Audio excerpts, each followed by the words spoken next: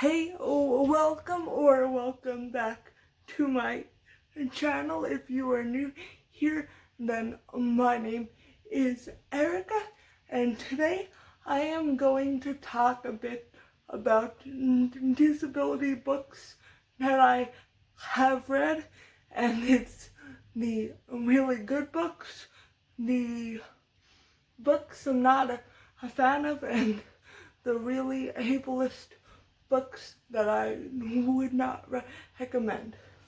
Now, before I head into this, I just want to give a disclaimer that if you have read any of these books and that I don't like and you love them, and that is fine.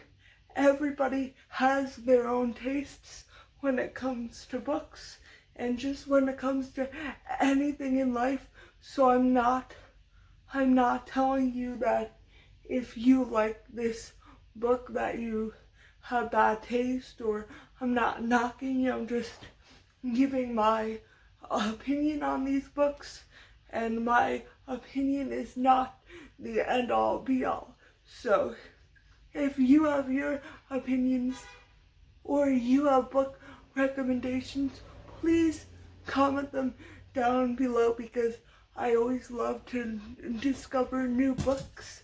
And yeah, and also I will link all of these books down below, so if you would like to purchase them yourself, you can, and they will be affiliate links, so I will make a small commission off of it if you choose to purchase it through the link.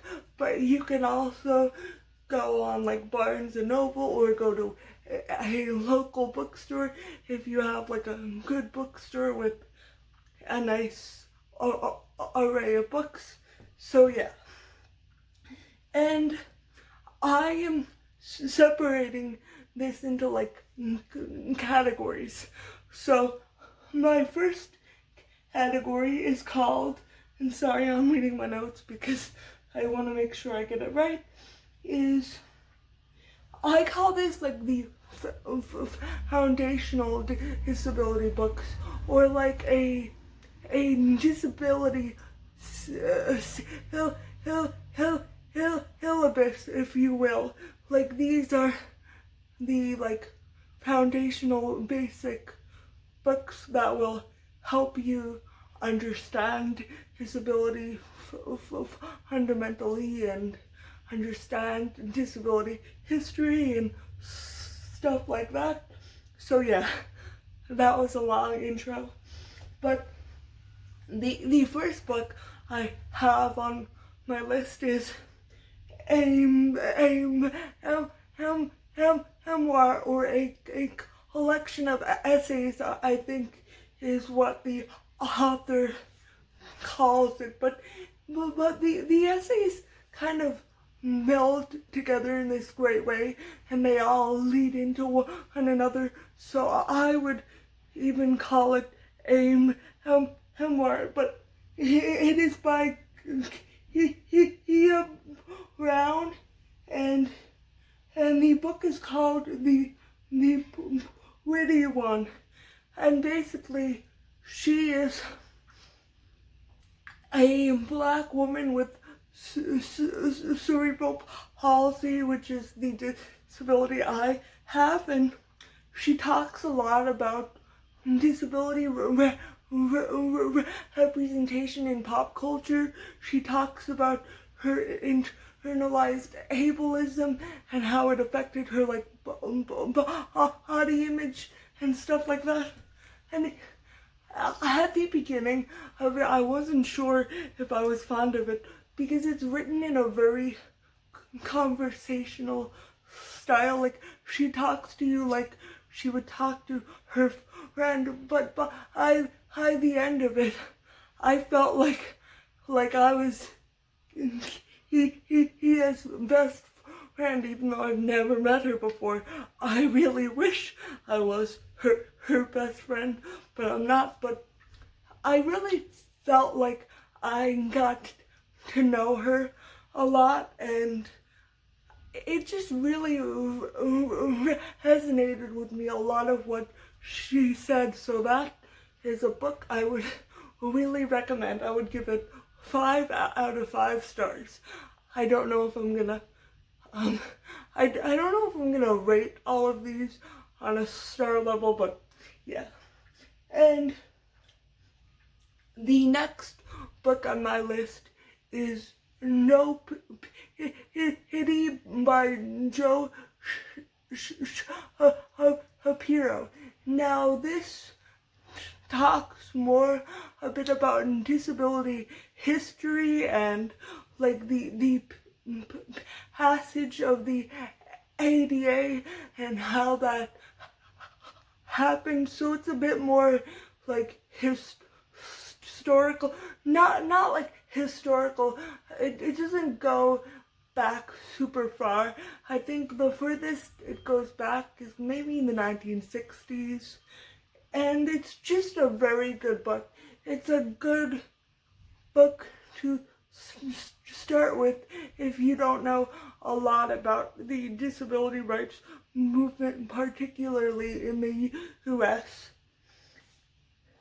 It really educated me a lot on some of that stuff. So yeah, I would highly recommend that book if you're looking to learn more about the disability rights movement and disability history in the US. And my next book on this list is called, I'm sorry, I'm kind of losing my voice a little. It's called Such a Pretty Girl by Dina Spina. I hope I'm pronouncing her name right. And this is a memoir. Nadina was a woman who was born in either Italy or Sicily. I know they're two different places. I'm Italian, so I get that people that's contentious when you kind of conflate the two, and I apologize for that. But she talks a lot because she contracted polio when she was very young, so she became disabled when she was very young. And she talks a lot about growing up and being a teenager who was disabled, and she talks about meeting other disabled people and forming a sense of disabled identity and disability and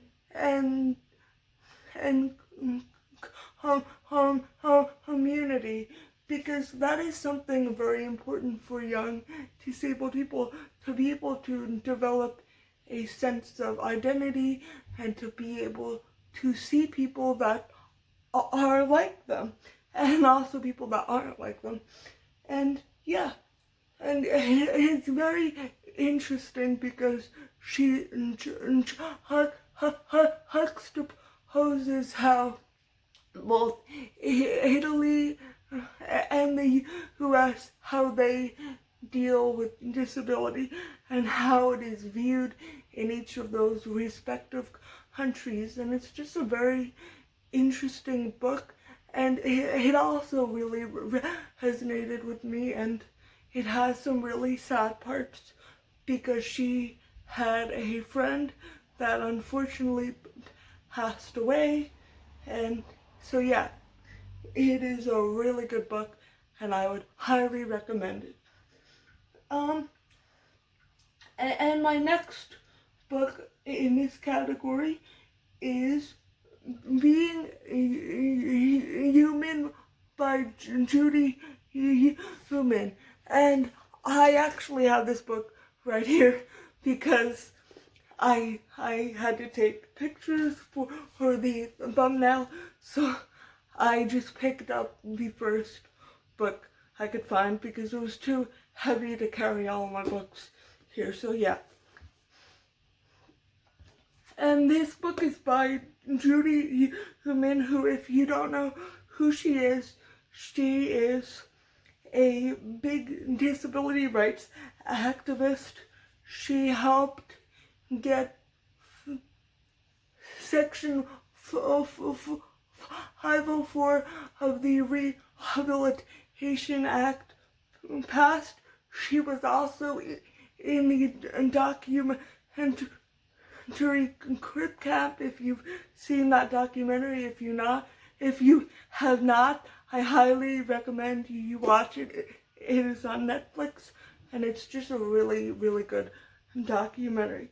And in this book, she talks about growing up in Brooklyn as somebody who had polio and a lot of internalized ableism, and how times have changed, and how disability, the way disability is treated in this country has evolved over time. And it's just it's a very good book, and she talks a lot about like what actually goes into fighting for disability rights, and it's very interesting and very informative, and just a really good book.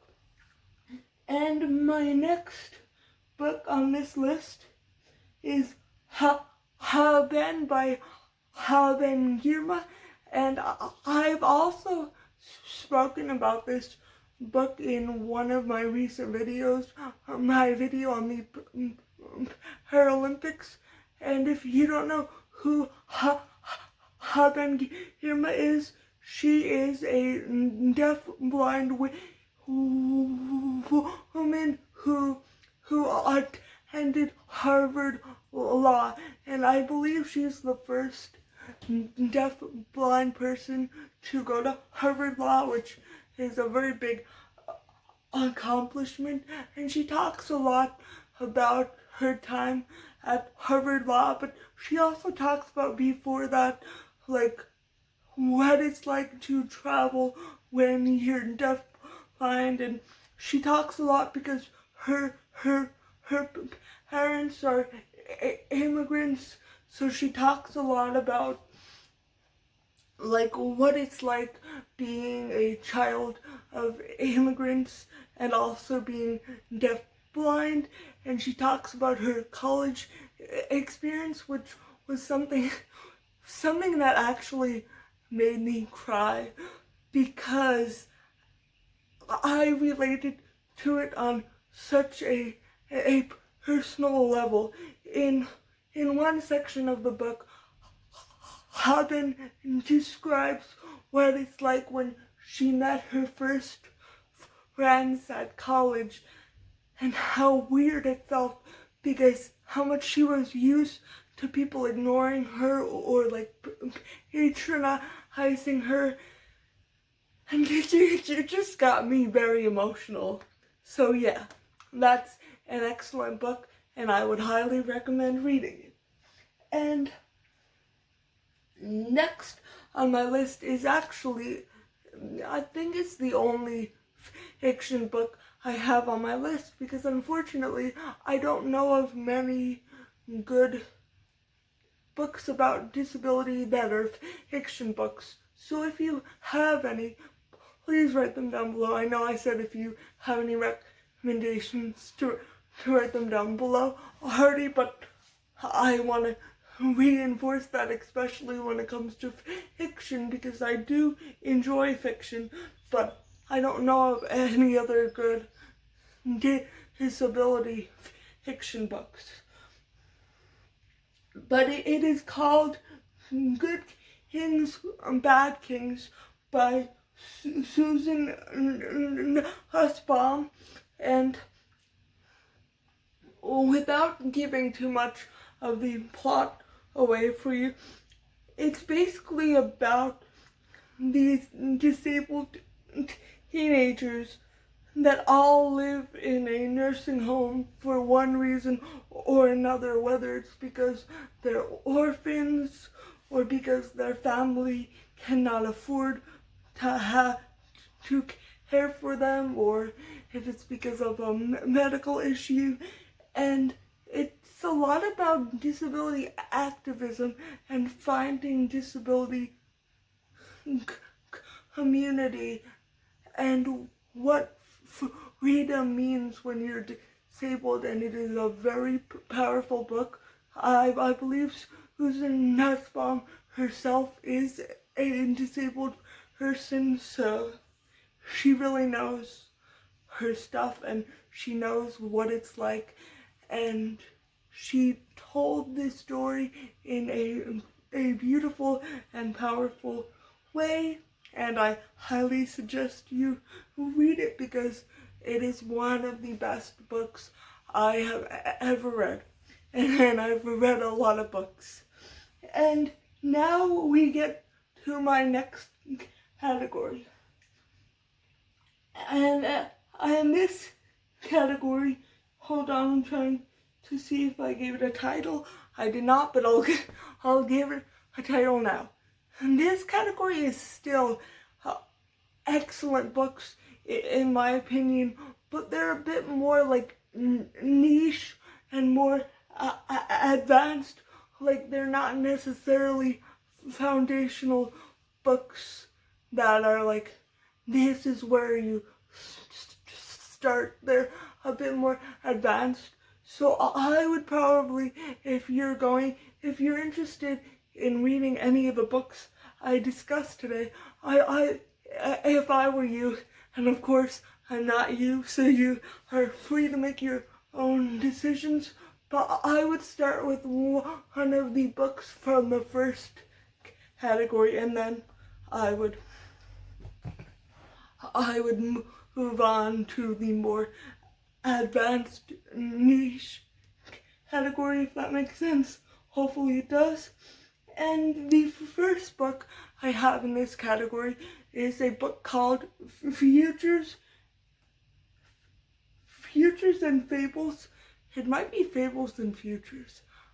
I always get confused, but I will have it in the description, and it is by someone named George Estrich, and he has a daughter who has Down syndrome. But in this book, he talks about disability and biotechnology and the link between a lot of biotechnology and eugenics. So how like a lot of disabled people have a love-hate relationship with biotechnology, because in some ways it can make our lives easier, but in other ways it is almost trying to eradicate us. So a lot of us have a love-hate relationship with biotechnology. And it's a very, very good book. And a lot of the science stuff is above my head, but it's very interesting, and it talks a lot about what the future of disability may look like. And yeah, it's very good. And my next book in this category is Why I Burned My Book by Paul Longmore. This is actually a collection of essays, and as the title suggests, Paul Longmore is a writer, and he's also disabled. He had polio as a child, so now he's in a wheelchair, and I believe he's also on a ventilator, and he relies on disability and social security and Medicaid for him to be able to have his basic needs met. So when he published his first book, even though he didn't make a ton of money on it, since you're only allowed to have $2,000 in your bank account to qualify for government aid as a disabled person. He was not able to keep his health care and his SSDI or really anything. So it kind of messed him up, and the whole collection of essays talks about the catch-22 of what it's like being disabled in America, and how disability forces a lot of people into poverty and kind of forces us not to work, because when we get high paying jobs, or even not high paying jobs but like decent jobs, a lot of times we'll lose our benefits that allow us to live our lives. And it's a very interesting book. It's a lot more academic than a lot of the other books listed here. That's why it's in the more advanced / niche category, because yeah, it's a bit more advanced. And the next book in this category is loneliness and its opposite. And I forget the authors of this book. I apologize. And this was actually the first disability-related book I've read as an adult. Like, as a child, I read like picture books about disability, but this was my first disability book as an adult. And it compares two countries in the Netherlands and how they address the issue of disability and access to sexuality. And it's extremely interesting, especially because in the US, disability and sexuality usually aren't talked about together. But in Denmark, apparently it's a lot more of a topic people aren't afraid to talk about, and it's very interesting, and it opened my eyes to a lot of things I didn't know were able to exist, I guess because I live in the US, so it's not highly talked about. So like I learned different things about disability and sex work, or what people that are living in nursing homes, like how they can go about having a healthy sex life. And it's just a very interesting book, and it frames access to sexuality. Sorry that my dog's barking. I guess she likes this topic, but anyway. But it frames the issue of sexuality and access to sexuality as a human right. And now I realize some people are asexual, and that is fine. If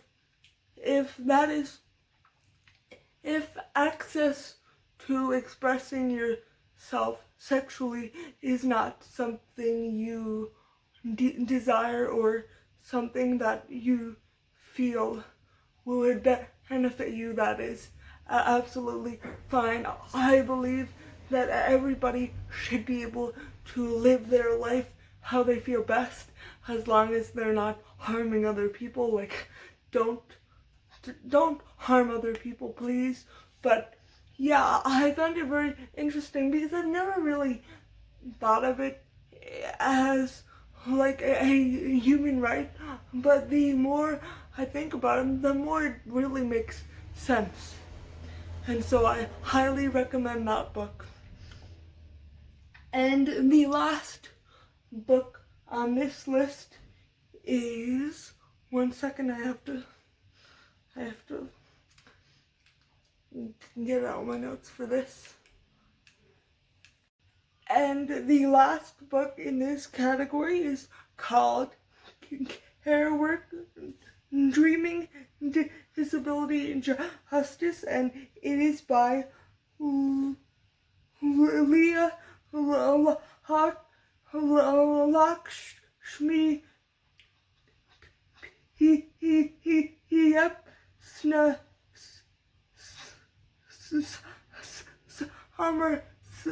sign ha. I really hope I did not butcher that name. I am so sorry if I did. And this book is about what it sounds like. It's about care work. It's about the author of it frames care work and having basic care needs met as a form of community care, and they really frame, like, I'm gonna use the term disabled lifestyle. I don't know how I feel about that. The author did not use that term, but right now my brain is not at its peak form, so right now the word I can think of is the disabled lifestyle, which sounds terrible. But they frame the disabled lifestyle as interdependence and everybody taking care of each other. And I really love that idea, because as a disabled person, my internalized ableism makes me feel like a burden for having my basic care needs met, and I don't believe anybody should feel like a burden for having all of their needs met. So yeah, that's a very good book, and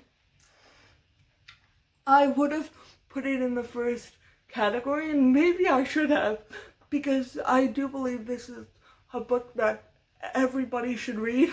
The only reason I didn't was because I felt that the first category was becoming too big, so I wanted to save some for other categories, which is probably a stupid reason for putting it in a category, but yeah. And now we get to my third category. I titled this category Meh. And the reason I titled it Meh, why am I in a very laughy mood today? Normally I'm not on camera, but today I'm laughing a lot. Don't know why. It must have been my can of Coke Zero. But I labeled it Meh because these are books that I enjoyed.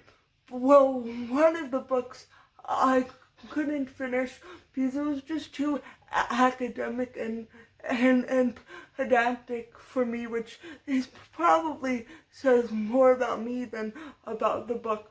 But I feel like books should be accessible to all people of all levels of education. So if something's really hard for me to understand and grasp, I don't enjoy it. But, and also the other book on this list, the reason I put it in here is because the author of this book, who is a white disabled woman, she constantly compared the plight of disabled people for disability rights to the plight of Black able-bodied people during the 1960s. And I'm obviously a white person, but my understanding, and I try my best to listen to a lot of diverse voices in the disabled community, and it's quite offensive for white disabled people to, sorry if I'm like scratching my nose, I'm fine today, guys. You probably think something's wrong with me. It's not. Nothing's wrong with me, but yeah. But the reason why it is offensive to compare disability to race is because Black disabled people exist. Disabled people of color exist. So, like, it's not like either or, because white disabled people aren't the only disabled people. So by comparing it, we erase the experience of Black disabled people and disabled people of color. So we should not do that. Wow, that was a long intro. And these two books are the Ugly Laws, and the first book is, the reason I don't enjoy it is because it was very pedantic and academic and difficult for me to understand, so I couldn't actually finish it. But it was about how in the US, historically, there have been laws against particularly disabled homeless people from existing in public. And like, I like the concept of the book. I just wish the author would kind of, I feel like it's above my head, because I feel like there needs to be more books about disability and homelessness, and just homelessness in general, and how we as a society treat people that are currently homeless. Because the way we currently treat them, we treat them like social pariahs, and that is not good. Nobody deserves to be treated like that. And the second book in this category is called Make Them Go Away by Harry Johnson. And as I said before, the reason why I'm putting this in the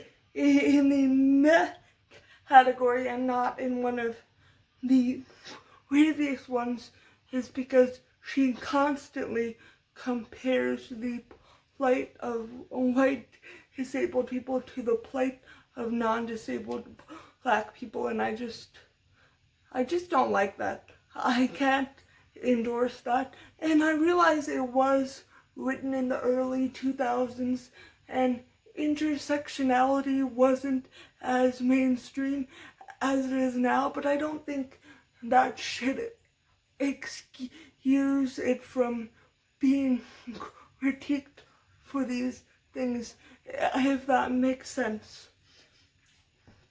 But this book is about Clint Eastwood. Actually, I bet you didn't expect Clint Eastwood to pop up in a video about disability books, but Clint Eastwood actually fought against the ADA because he owned a hotel, and he didn't want to have to comply with the ADA, so he fought very hard against it and was a total piece of, let's say, garbage, because now I am monetized on YouTube, so I don't want to get this video to have limited ads on it, but he is a piece of garbage.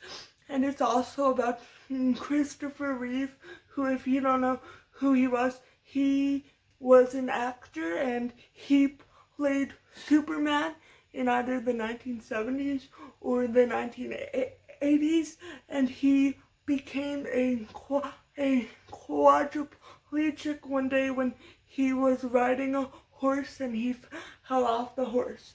So it talks a lot about Christopher Reeve kind of not exactly fighting against the disability rights movement, but not wanting himself to be associated with it. And that is extremely problematic. And I'm actually thinking of doing a video on Christopher Reeve, because I've read 2 of his books, and they're gonna be in the next category. So with that, we get to my last category, which are books that are chock full of ableism. And the first book I have on my list here is Still Me by none other than Christopher Reeve. And this was the first memoir that he wrote about his disability and becoming disabled and what that was like. And I feel like he wrote this too soon after his accident. And I'm not saying he didn't deserve to be able to express his feelings, but what I mean by that is he had a lot of unchecked, internalized ableism. And while that's okay to write in a diary, and it's okay to have internalized ableism, but to spew it out into the world without acknowledging that it's problematic thinking and ableism is not okay. Like, that's how it should have been framed, but it was not. He was just very ableist, and he basically was talking about how he wished he never became disabled. And now I understand that people that acquired disabilities later in life have complicated relationships with their disabilities. Even people that were born with their disabilities have complicated relationships with their disabilities. But I just feel like he used a lot of ableist language. He was ableist towards other people. He was ableist towards himself. And it was just terrible. And the next book in this category is also by Christopher Reeve, and it is called Nothing is Impossible. Now, I feel like since I read this book, after I read Still Me, I feel like I'm not going to say I enjoyed this book, because I did not. But after Still Me, this book seems amazing, because Christopher Reeve wrote this, I think, about a decade after he wrote Still Me. So he had a better grasp of his identity as a disabled person. He still had a ton of internalized ableism, and he would SEXUALLY harass his nurses and just promote toxic masculinity. And I'm thinking of doing a whole series on him, so I won't go into that too much in that video so I don't spoil it from the series. And the last, well, actually there are two more categories, two more books in this category. The second to last book in this category is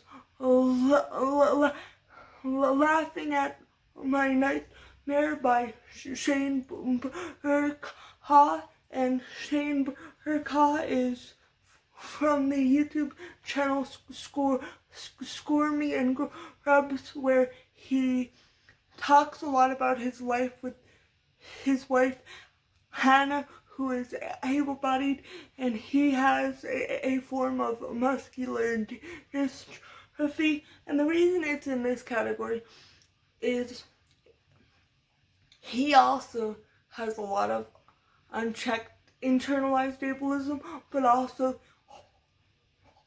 horizontal ableism, which, if you don't know what horizontal ableism is, I actually have a whole video on that I will link in the cards and down below, hopefully. And horizontal ableism is when you're ableist towards people with disabilities that are different from your own. So, like, say I have cerebral Halsey and I look down upon intellectually disabled people or people with intellectual disabilities. Like, that would be horizontal ableism, because it's not exactly internalized, because it's not towards myself, but I'm almost I would almost have a superiority complex and be like, well, at least I'm not like that. And that is a good way to explain what horizontal ableism is. And the last book in this category and the last book of this video is called Imbeciles, and it is about the Supreme Court case Buck v. Bell. And now, if you don't know what that case is, it basically allowed a woman named Carrie Buck, who was very poor and from a family of women that had children at pretty young ages. The court case allowed her to be forcibly sterilized, which is just awful, and I can't even imagine what this woman went through. But the reason it's in this category is because the author framed it as the reason Carrie Buck's forced sterilization was so wrong is because they labeled her as having intellectual disabilities when there's no evidence that she did. And the reason I find this to be so problematic is because even if somebody does have an intellectual disability, they should still have bodily autonomy. So I found this book to be super ableist, and just like, it had so much potential, but it fell flat because it had to be like, well, this wasn't okay because she didn't have an intellectual disability. And I'm like, but what about people that do? Like, they shouldn't have to go through that either. And that is why I don't like that book, because I feel like it had a lot of potential, but it almost used the disabled community as a scapegoat, which I don't think is okay. So yeah, that is the end of my list. And if I read if I read some more disability books, I may do a part 2 of this, hopefully. Thank you so much for watching. If you liked this video or if you learned something, please give this video a big thumbs up. And if you have not already and you are interested in seeing more of my content, please consider hitting that subscribe button. Thank you so much for watching, and I hope to see you again next time. Bye!